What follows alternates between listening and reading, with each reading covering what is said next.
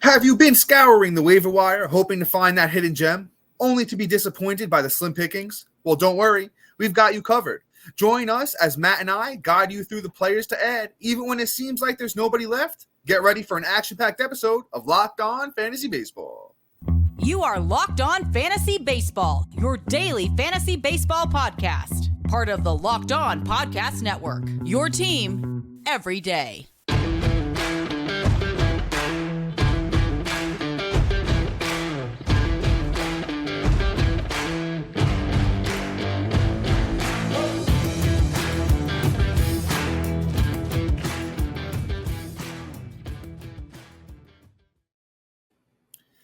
Hello, fantasy baseball fanatics, and welcome to the Locked On Fantasy Baseball podcast, brought to you by the Locked On Sports Network, your team every day.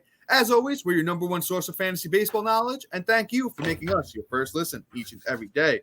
I'm your host, Dominic Martino, here as always with my brother, my co-host, my better half, Matthew Ane. Yo, it's good, man. I'm ready for a good one today. Yes, sir. Yes, sir. As always, you can find us on all social media platforms. Just search for Locked On Fantasy Baseball and we'll be there. If you're listening on a platform like Apple or Spotify that allows 5-star ratings and reviews, we would truly appreciate it. If you could do that for us, it helps a long way to help the podcast grow and our outreach as well. If you're watching on YouTube and you haven't already, hit that little bell below. It subscribes you to the channel, also gives you a notification every time we drop a new episode. And once again, if you're on YouTube, please be sure to like and comment because we love to talk fantasy baseball with you. Before we jump in today's episode, we want to thank you for your support, and we're almost at 2,000 subscribers on YouTube, and we couldn't have done it without each and every one of you. If you enjoy our show and want to help us out, please share our podcast with a few friends who also love fantasy baseball or just baseball in general. We'd truly, truly be grateful for your support in this journey to 2,000 subscribers on YouTube. But on today's episode, as we mentioned at the top, we got a fully loaded episode for you today. As always, let us be your team's secret weapon as we provide you with must-add waiver wire players heading into Week 8. And, Matt, we have a bunch of good ones on board for today, but I know one of your boys there is at the top, and you're excited to talk about it, so take it away, brother. Yo, I feel like a kid on Christmas morning. He's about to be back, ladies and gentlemen. That's Mr. Royce Lewis. And I know. Listen, guys, I know I get excited about prospects, but this one is a different animal, different breed, right? We've kind of already saw what Royce Lewis can do when he gets called up, that little short stint he had before Carlos Correa got healthy from his phalanges issues, which that guy has a whole nother hospital wing due to him, right? So it seems like what they did this year was by trading a couple of players, making room for Royce Lewis, that he is going to come up from the 60-day IL to instantly become a member of the starting lineup, which is great. Because what Royce Lewis did in his short term up in the bigs last year was beautiful, in all honesty. All right. So, like, he really did have a good time up there. 40 at-bats, 5 runs, 12 hits, 4 doubles, 2 bombs, 5 ribs. You know, he got 1 walk, 5 strikeouts, batted .300, and had an OPS of .867. Now, the crazy part about that is, like, when you talk about a bat translating to the bigs, right? Like, that's all you want to see when they get their first, like, 40 at-bats, first 50 at-bats, first 100 bats, right? They're just like, boom, they're doing their thing. They consistently do what they were doing in the minors.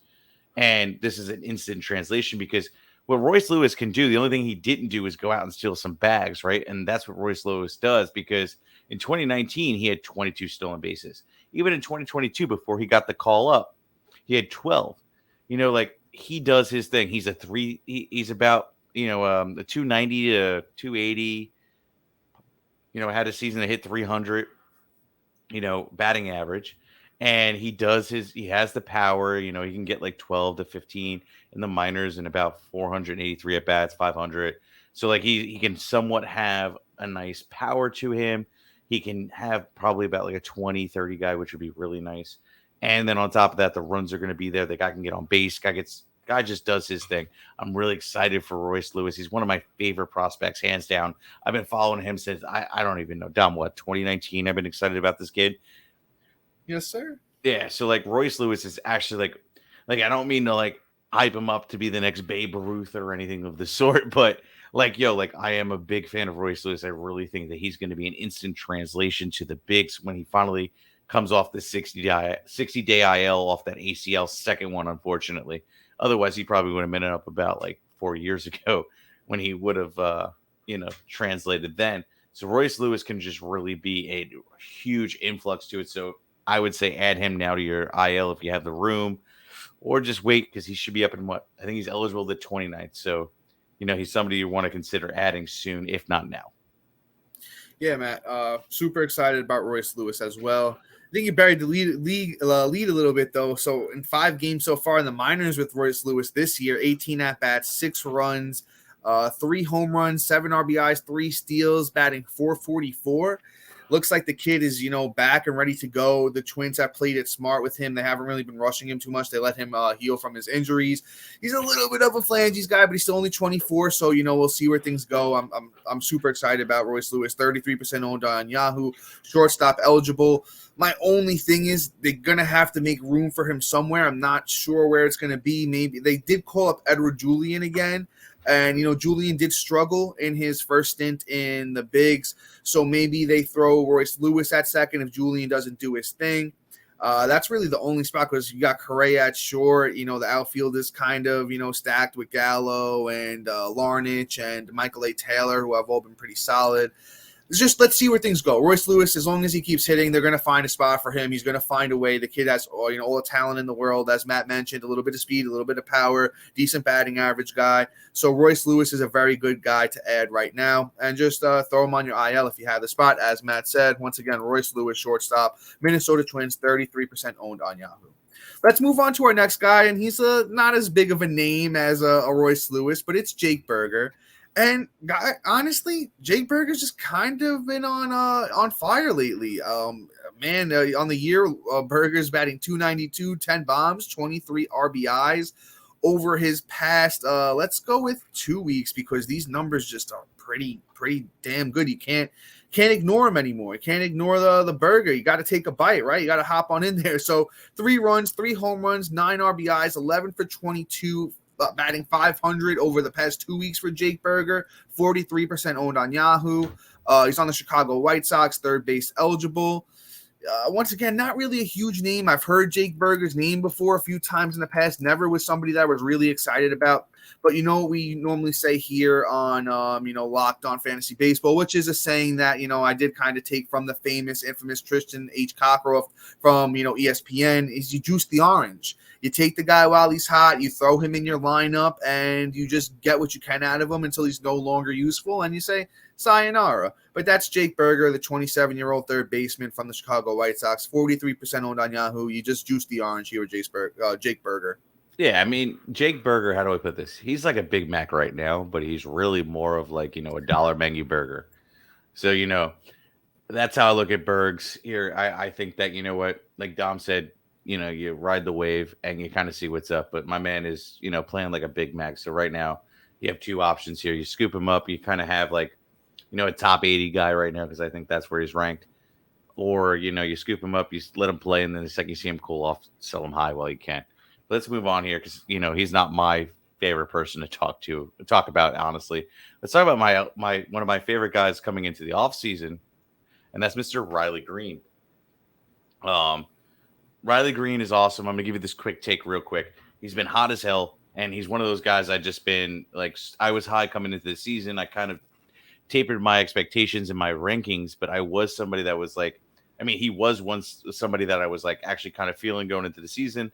I was figuring like, okay, maybe he's going to have that next step in him. And he has shown it. Like the last 2 weeks, he had 4 runs, a bomb, 4 ribs, 2 stolen bases, batting .350.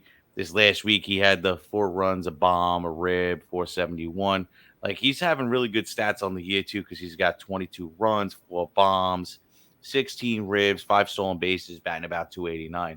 Like Riley Greene, I think is coming to his own. He started off a little slow, but then, kind of figuring out and starting to really adjust. I mean, Detroit is utterly putrid for, his counting stats in terms of runs and ribbies, but, so that limits his cap of his ceiling. But at the same time, Riley Greene is just performing overall. So I do think you need to scoop him up with only being 62% on, a little bit higher than we normally like to talk about. But at the same time, he really should be I would say about 80 to 90% owned in my opinion. So definitely scoop him up if he is available in your league. But before we move on, Dom has some great people to talk about and some great sponsors. And before that, we're gonna tell you who we're gonna talk about next. That's Mr. Jorge Soler, Clint Frazier, and Dylan Floro. Now, Dom, take it away. For a championship team, it's all about making sure every player is a perfect fit. It's the same when it comes to your vehicle. Every part needs to fit just right. So the next time you need parts and accessories, head to eBay Motors. With eBay's guaranteed fit, you can be sure every part you need fits just right the first time around. Just add your ride to My Garage and look for the green check to know the part will fit or your money back. Because just like in sports, confidence is the name of the game when you shop on eBay Motors. And with over 122 million parts to choose from, you'll be back in the game in no time. After all, it's easy to bring home a win when the right parts are guaranteed. Get the right parts, the right fit, and the right prices on ebaymotors.com. Let's ride. Eligible items only. Exclusions may apply. Shop eBay Motors today. And as always, we want to thank our everydayers and new listeners for making Locked On Fantasy Baseball your first listen each and every day. Be sure to be on the lookout for a new episode tomorrow when Matt and I tell you who to trade away and who to trade for. But let's hop back into this thing. Let me give my quick take on Riley Greene, the 22-year-old from Detroit. The thing is, I think everyone, is in these days is very, very quick to jump in with that prospect fatigue. But let's not forget, Riley Greene was the number one prospect in all of baseball at one point, and he's only, once again, like I said, 22 years old. I think this kid is going to be a stellar speed and power combination going forward. I could see in 2 years or so that he could wind up being, one of the top players in all of baseball. It would not be surprising at all. Let's talk about some of those minor league numbers he had. In 2021, as a 20-year-old in AA and AAA, Riley Greene had 124 games, 485 at-bats, 95 runs, 25 doubles, 8 triples, 24 home runs, 84 RBIs, 16 steals, and he hit 301. So he potentially could be a 5-tool guy. Riley Greene I even had a little bit of prospect fatigue on him heading into the year. I had him a little bit lower. I think I had him around 40, maybe even 45 in my outfield rankings. But now he's playing like a guy that could be a top 20. Like I said, even, one of the top best outfielders in all of baseball, Riley Greene. I know 62% owned is, as Matt said, a little bit higher than we like to talk about. But with somebody like Riley Greene, could finish the year as a top 15 outfielder if he gets to, let's say, 20 home runs, 20 RBIs. The runs look pretty solid. The RBIs might be a little lackluster, but that's not his fault. That's the Detroit Tigers' fault. Batting average is at 289 right now. He could look like a Michael Harris did from last year. Michael Harris, he didn't play the whole season even. So Riley Greene here playing the whole year, his numbers could look even better than Michael Harris's did last year. And everyone was all excited about Michael Harris coming into this year. I think Riley Greene's going to be even more excitable next year. Hopefully Detroit can put some players around him. But once again, Riley Greene, 62% owned on Yahoo. Honestly, should be 100% owned. Let's move on to the next guy, somebody we've talked about on this podcast a few times, somebody I'm personally pretty excited about, Jorge Soler. Jorge Soler, let's even just talk about what he did today. Jorge Soler today, 4 for 5 with a home run, 3 RBIs. He's consistently been batting either fourth or second in that Miami lineup. They really don't have anybody right now because Jazz Chisholm went down, so they're going to need a catalyst, and Jorge Soler's putting the team on his back right now. In his last 6 games, he has 3 home runs and 7 RBIs in that time with 6 runs. So the guy's just been absolutely on fire. I know the 230 batting average isn't even where he's at anymore. Let's see if I could find his batting average after going 4 for 5 today. I got a sneaky little trick that includes today's game stats. Yeah, I want to see if I can get it with the 4 for 5 from today. I usually have a sneaky way to do this. Let's see if it works for me. Beep, boop, beep, up. 235. Yeah, I know. No, it's probably a little higher than that. Let's see. Jorge Soler, where is he in this lineup? Oh, Lord. Did I even click the right one? All right. Well, he's probably batting a lot higher. Oh, here it is. I did click the wrong side. 247. So he's up to 247 after the 4 for 5 from today. We all know about that 48 home run season from a few years ago. And if you don't know, now you know. I just think Jorge Soler is very, very good for power. He's kind of hoping what we were hoping from Kyle Schwarber. I think you're going to get it from Jorge Soler this year. I think it's 30-plus home runs if he stays healthy. 241 is his Jorge Soler's career batting average, so I think he'll be around there, which is pretty solid. Runs and RBIs might not be great, but if you're lacking power, Jorge Soler is only 41% owned. I think that needs to be closer to like 75, 80% owned with somebody that can be one of the league leaders in home runs. Once again, Jorge Soler. Yeah, Soler is a great ad. I would totally take a look at him. If you're struggling in those positions, I would totally take a look. But let's move on here. Let's talk about somebody that I feel is almost fool's gold, but somebody that you have to kind of ride the wave with. And that's Mr. Clint Frazier. Not just being a Yankee fan where like I have a sour taste in my mouth about Clint Frazier. Let's just talk about the man himself and his performance right now, right? Because he's performing out of his mind right now on the Chicago White Sox in the minors, right? So this is this season in the minors. He has 108 at bats. He has 19 runs, 34 hits, 10 doubles, a triple, 8 bombs, 17 ribs, a stolen base, 17 walks to 35 strikeouts. Like, it's not horrendous. Batting 315 with an OPS of 1065. Like, those are great numbers, right? If he was somebody that hasn't been in the bigs, I'd be more excited about him. But he's just somebody that's like a little streaky. So, like, I want to see how he translates in the bigs, and I want to see how long it's going to take. So here's the thing. When he's hot, he's hot. He could be one of the better players in baseball for a short period of time. But once he cools off, he's going to be, how do I put this? I guess sitting on a block of, dry ice. Like, it's just going to hurt. So, like, Clint Frazier should be, like, your number one, not your number one ad, but somebody you could add to fill in the blanks here on, like, with an injury or something, waiting for somebody to come back, where, like, you just got to ride this wave until it kind of flares out. And then the second he dies off, you just drop him like it's hot because you really don't have to care. He's not going to have the long-term value.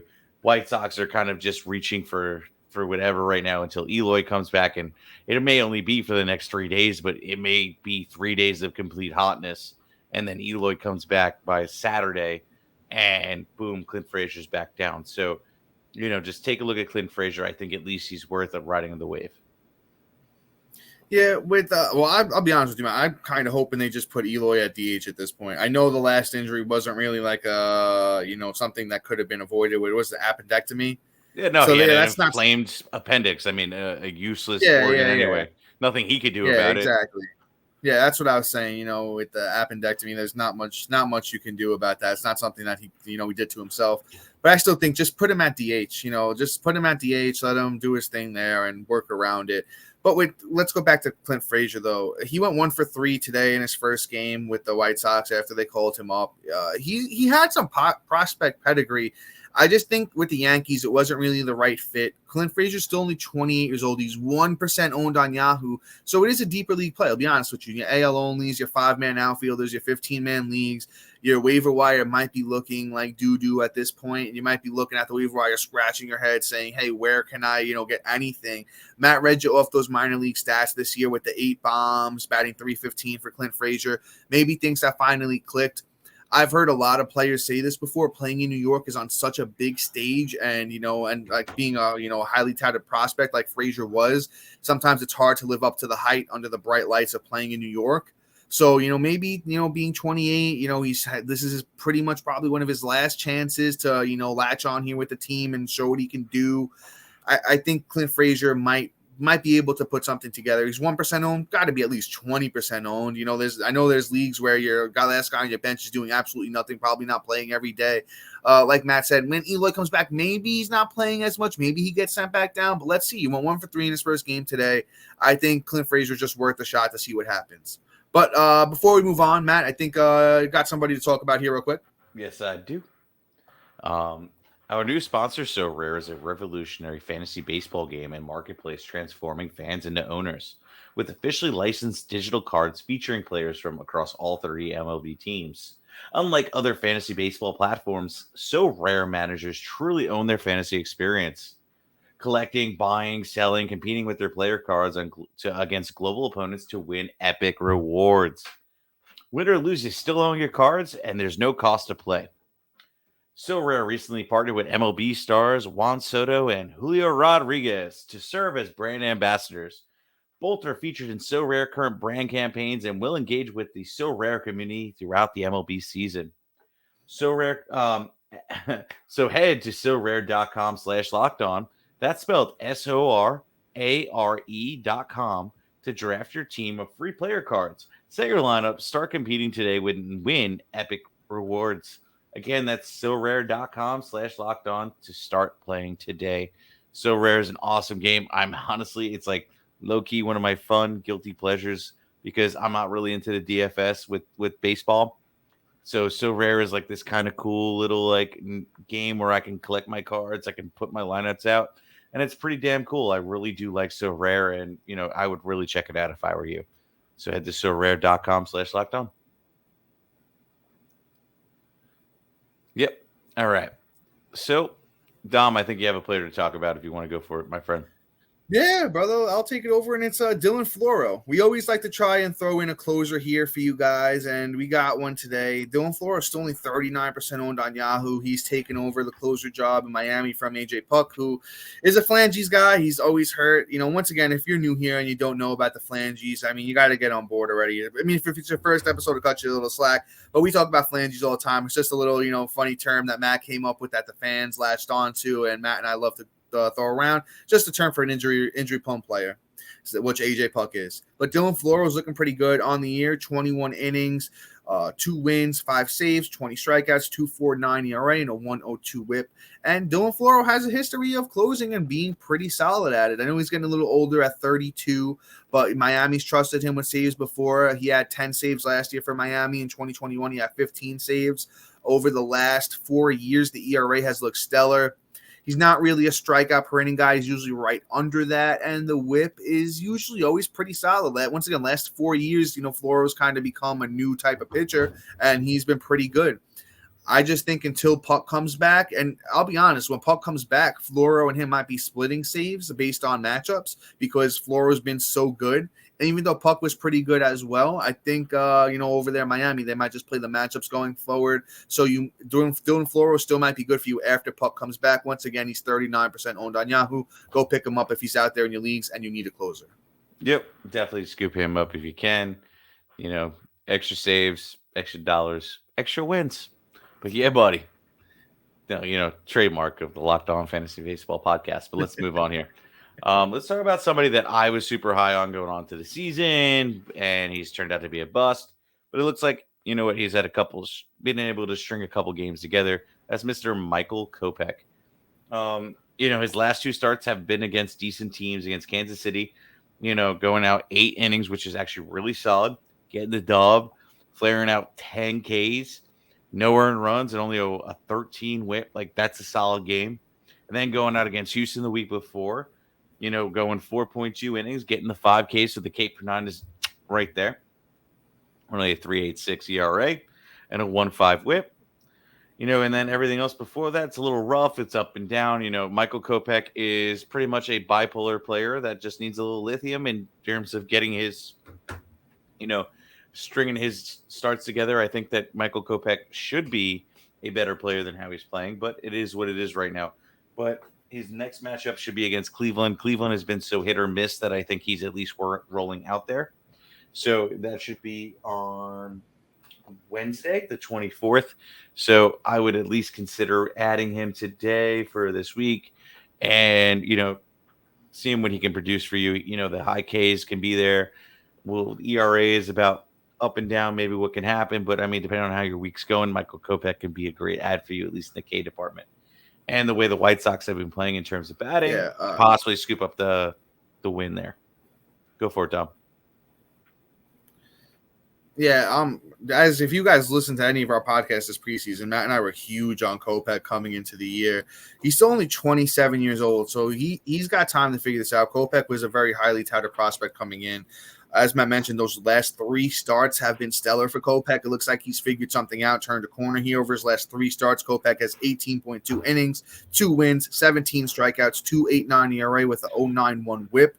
That's more of the Kopech that I know, the Kopech that, we all want him to be, which he can be. He's showing those glimpses of what he should be. Last year, Kopech was pretty solid, 3.54 ERA, 119 innings, 105 strikeouts. The whip was pretty solid at a 1.19. Even the year before, Kopech is when, he was really building up the hype. 3.50 ERA for Kopech in 2021, 69 innings, 103 strikeouts with a 1.12 whip. I still think there's time. I still think there's time that, he's going to turn it around and he can still have a brilliant season. As Matt mentioned, he's got Cleveland up next on the 24th, which I think he's going to go out there and pitch pretty well against them. They really just have Jose Ramirez, not too much else going on over there. Kopech's still 23% owned on Yahoo. Which is way under owned in my opinion. Pitching's been very, very tough to come by this year. So I think you go out there, you add Kopech now, and it could be, a long-term thing with Kopech. Let's talk about somebody else that I don't know how much of a long-term thing it's going to be, but they have the talent. It's big old James Paxton. And, man, colored me impressed with Mr. James Paxton because, the first outing was against St. Louis, who's actually been a lot better of lately. 5 innings, 9 strikeouts, gave up a couple runs, and had a 1 whip. Follows it up with another great outing against another good team, that San Diego team. Paxton said, I'm going to keep it rocking. 6 innings, got the win, 5 Ks, 1 run, 1.17 whip. The velocity is, at a point where we haven't seen it in a bunch of years from Paxton. I guess since like 2017, he's hitting about 96 again. And that's where he needs to be. If Paxton is hitting that, that high velocity and, the breaking stuff's working for him, by golly, he could be a top, Matt, like 30, 40 pitcher. He's got the talent to do it. Across his first 2 starts, it's a 2.45 ERA, 1.09 whip, 11 innings, 14 Ks, and the Red Sox have nothing to lose. They're going to let him pitch till his arm falls off, which it just might. He goes against the Angels in his next one. If he got past Ohtani and Trout, there's not too much there. They have a couple of guys like Renfroe and Urshela is pretty solid, but not too much going on in that lineup, especially with Logan O'Hoppe gone. I think you roll Paxton out. Let me see if I could even get who he gets in the one after that. Let me see. I could pull that up real quick for you guys. Once again, he's still 39% owned. I know that ownership percentage is flying up there for Paxton, so get him while you can. Looks like Cincinnati in Boston. Oh, wow. That's great. I think you got to add James Paxton. I think he's a must-add at this point. So go out there and get you some James Paxton. You can't ignore it anymore. Yeah, no, James Paxton could be like one of the big bolsters to your rotation coming up. So I would definitely take a look at James Paxton. Let's move on here. Great take, Dom. Let's talk about Mr. Michael Lorenzen. I said that right? Lorenzen. I should shorten it for fun. But yeah, Michael Lorenzen is kind of like one of these like deeper leagues or like a desperate play coming into next week. He's pitching against Kansas City on the 22nd, which would be today when you're listening to it. When we're recording it, it's the 21st. If you have a same day ad, he could be somebody that can bolster it. Kansas City's been so up and down. Like Bobby Witt isn't really doing his thing. Vinny P's been so up and down. So like we don't really know what kind of outing we're going to get. Lorenzen has been pitching pretty good. So like if you look at his last couple of outings against Pittsburgh, I mean, Pittsburgh's been a hot team, so like you can't really count it out. This is actually a good start, right? He went 6 innings deep. He got the W. He got 7 Ks. He didn't give up a run. He had a 1.17 whip. Like that's solid. Then went down against Cleveland, and he only had an ERA of 1.29, had a 0.71 whip, gave up and only had 3 Ks in 7 innings. Like Lorenzen could be a nice little start to your week, essentially by scooping up him with Kansas City, going up against Kansas City. And also kind of makes my take a little bit better since I'm more confident in Kopech than I am Lorenzen going up against Cleveland and how he did. I think Kopech can probably have a better take, just circling back around. But anyway, Lorenzen could be a decent add this week, and it's more of like a desperate play if you don't have a really good lineup in terms of your rotation for your pitching. He's not a long-term ad at all, but I think he could have a good start this week. So definitely take a look at Michael Lorenzen. Yeah, Matt, you're pretty much spot on with the Lorenzen analysis. If you played fantasy last year and you were paying attention, Michael Lorenzen, when he was with the Angels, he had a solid stretch, man, where he, was very, very fantasy relevant. But then towards the end of the year, he kind of fell off, really wasn't who we thought he was, but across his last 13 innings, Lorenzen has a win, 10 strikeouts, 0.69 ERA, and a 0.92 whip. So he's definitely playing above his head. As Matt mentioned, if you have same-day pickups, he's pitching against Kansas City today as you're listening to this, and I think it's a good ad to start off the week. Let me pull up who his next matchup is against. So maybe in the 2-start week, you could milk him for all he's worth. Or, as, I would say, juice the orange. He gets the White Sox, and the White Sox really aren't that good either. So that's a pretty good 2-start week there for Lorenzen. Definitely a great way to start and end your week with a guy who's been hot and, is playing against bad teams. But let's wrap things up here with our last pitcher, and probably my least favorite of the day. It is JP Sears of the Oakland Athletics, 5% owned on Yahoo. Wait, did we give Lorenzen's ownership real quick? I don't think we did. I did not. Hold up. Let me just grab that. Yeah, okay. I didn't do it either. Let me pull that back up 1 second. He is 16% owned for Lorenzen. So even if Lorenzen is gone in your league, you could still get JP Sears, who is 5% owned, Oakland Athletics starting pitcher. He's all right. He's been hot of late. You kind of just want to, play the hot hand here with JP Sears. He gets, I think it's Seattle this week. But you know what? In his last 2 starts, he went out there and he handled good teams in Houston and Texas. Both games he gave up a couple runs. Against Texas, he struck out 6 in 5 innings, and against Houston, he struck out 7 in 6 innings. He's well over a K per 9 on the year, 48 innings, 51 Ks, a 1.15 whip, so the control's been there, but the ERA is still about a 5. This is, like I said, more deeper league play, your AL onlys, your 15 mans. JP Sears being 5% owned, you could kind of just throw him out there and see what happens. At this point, like I said, pitching has just been hard to come by this year. It's not like last year where there was just an abundance of starting pitching and we could just keep throwing guys out and hoping for the best. And honestly, I think let's see, 1, 2, 3, 4. He might get Atlanta after Seattle, so it's another tough team. So maybe you just throw him out there against Seattle and see what happens. That's JP Sears. Once again, Oakland Athletics starting pitcher, 5% owned. Not high on him, but just throw him out there, see what happens. Yeah, like Dom said, desperate play, but JP Sears at least has been able to give you the production in the K department. If he does end up pitching against Seattle, it's not like Julio's off to a great start. So I'm not too scared of that lineup at the moment, but hey, maybe he's the fluffer that gets Julio going. So there is that risk. So we shall see what it plays out. But Sears, at least at this point, isn't a terrible start against Seattle. If you're in a 2-start week, we're in a weekly league where a weekly league where you can't change your lineup, I would not roll him out there because you're stuck with him for the whole week if he hits the 2 starts. I don't like the Atlanta matchup, so it is what it is. But JP Sears could be in a daily, at least a 1-day play. So, Dom, with that being said, take it away, sir. Yeah, guys, so that is all for us today. Please be sure to like, comment, rate, and review if you already haven't. Check out our website as well.